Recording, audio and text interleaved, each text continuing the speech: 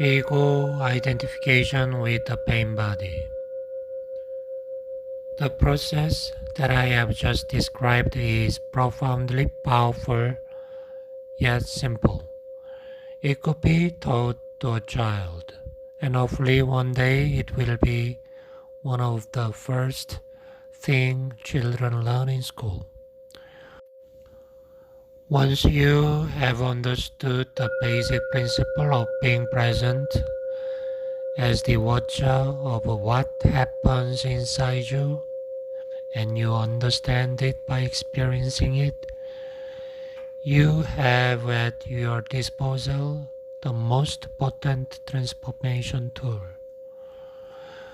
This is not to deny that you may encounter intense inner resistance to disidentifying from your pain. This will be the case particularly if you have lived closely identified with your emotional pain body for most of your life, and the whole of your sense of self is invested in it. What this means is that you have made an unhappy self out of your pain body and believe that this mind-made fiction is who you are. In the case, unconscious fear of losing your identity will create strong resistance to any disidentification. In other words, you would rather be in pain than take a leap into the unknown and risk losing the familiar unhappy self. If this applies to you, observe the resistance within yourself. Observe the attachment to your pain.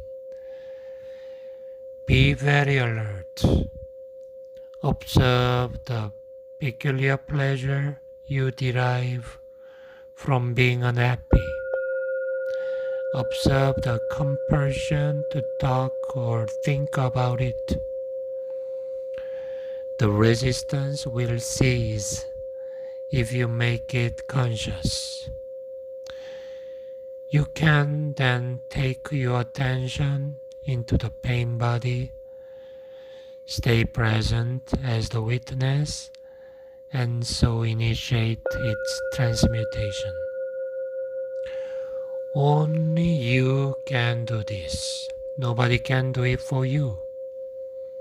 But if you are fortunate enough to find someone who is intensely conscious, if you can be with them and join them in the state of presence, that can be helpful and will accelerate things. In this way, your own light will quickly grow stronger.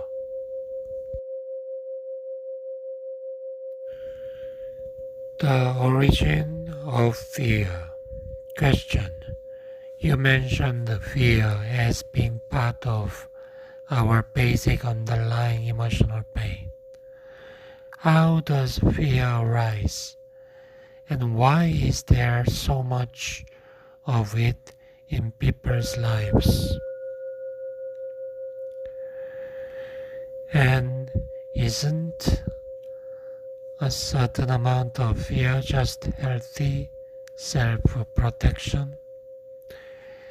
If I didn't have a fear of fire, I might put my hand in it. Answer. The reason why you don't put your hand in the fire is not because of fear. It's because you know that you will get burned. You don't need fear to avoid necessary danger. Just a minimum of intelligence and common sense. For such practical matters, it is useful to apply the lessons learned in the past. Now, if someone threatened you with fire or with physical violence, you might experience something like fear. This is an instinctive shrinking back from danger, but not the psychological condition of fear that we are talking about here.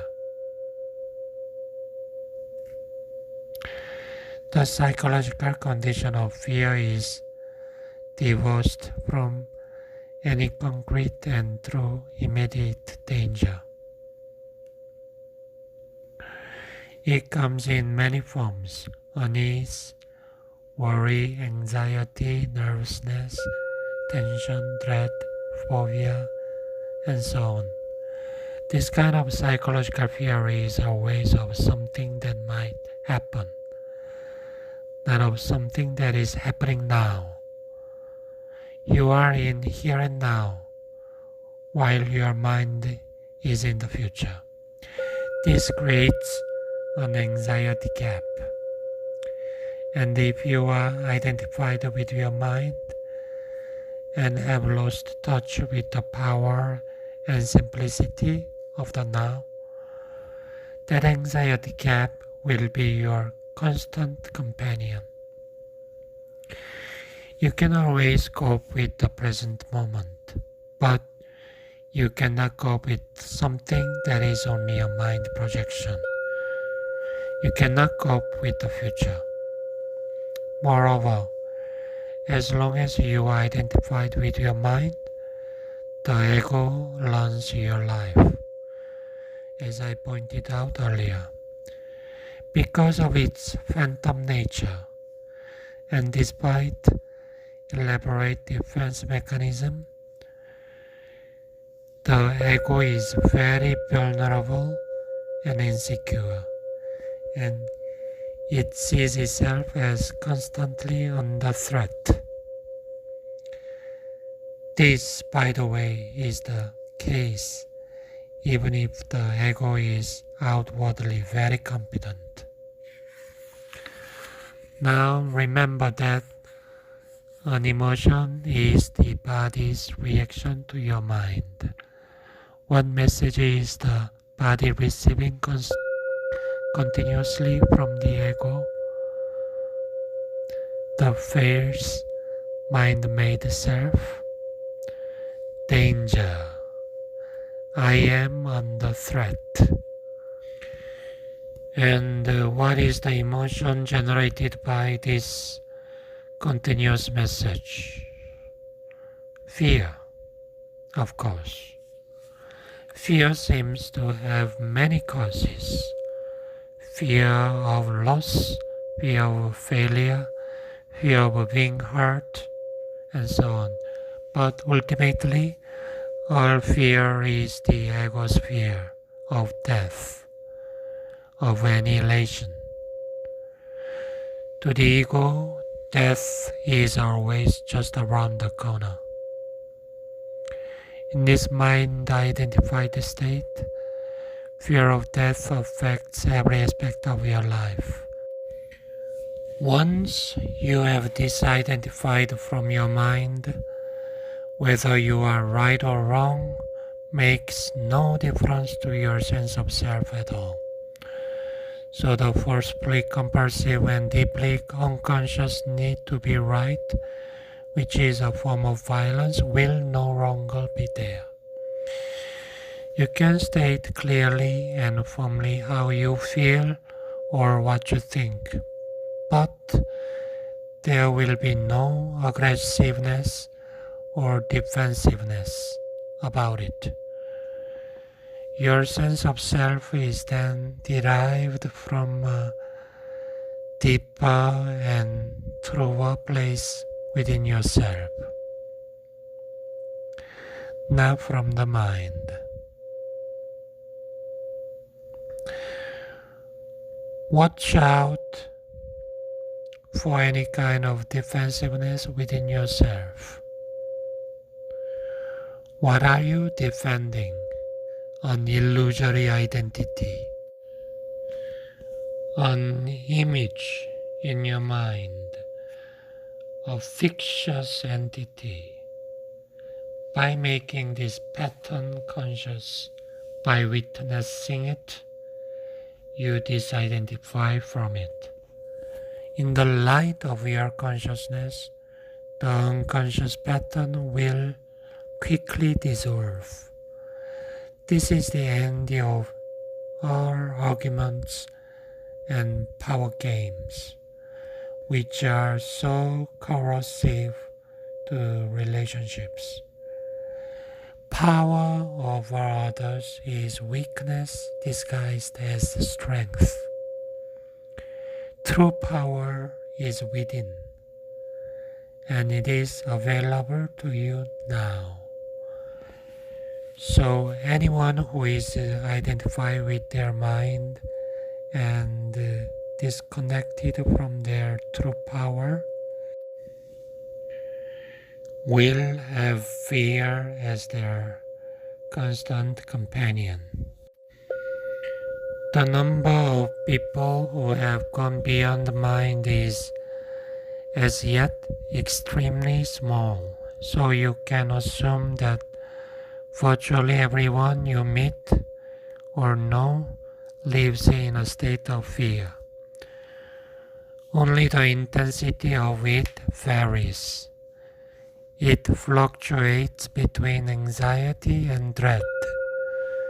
At one end of the scale, and a vague unease and distant sense of threat at the other. Most people become conscious of it only when it takes on one of its more acute forms. The ego's search for wholeness.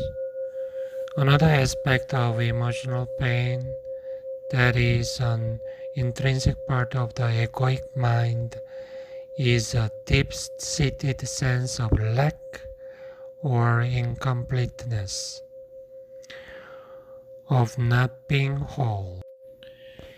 If it is conscious, it manifests as the unsettling and constant feeling of not being worthy or good enough. If it is unconscious, it will only be felt indirectly as an intense craving, wanting, and needing. In either case, people will often enter into a compulsive pursuit of ego gratification and things to identify with.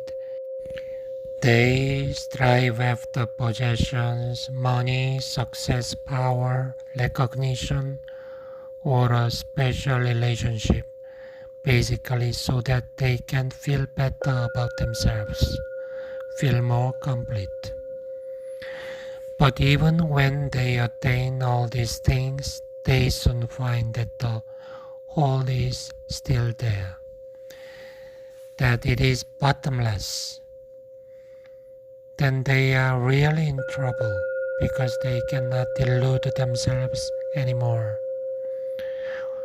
They can and do, but it gets more difficult. As long as the egoic mind is running your life, you cannot be at ease. You cannot be at peace or fulfilled except for brief intervals when you obtained what you wanted, when a craving has just been fulfilled. Since the ego is a derived sense of self, it needs to identify with external things. It needs to be both defended and fed constantly. The most common ego identification have to do with possessions, the work you do, social status and recognition, knowledge and education, physical appearance, special abilities, relationships, personal and family history, belief systems, and also political, nationalistic, racial, religious, and other collective identifications. None of this is you. Do you find this frightening? Or is it a relief to know this? All of these things you will have to relinquish sooner or later. Perhaps you find it as yet hard to believe, and I am certainly not asking you to believe that your identity cannot be found in any of these things. You will know the truth of it for yourself. You will know it when you feel death approaching. Death is a stripping away of all that is not you. The secret of life is to die before you die and find that there is no death.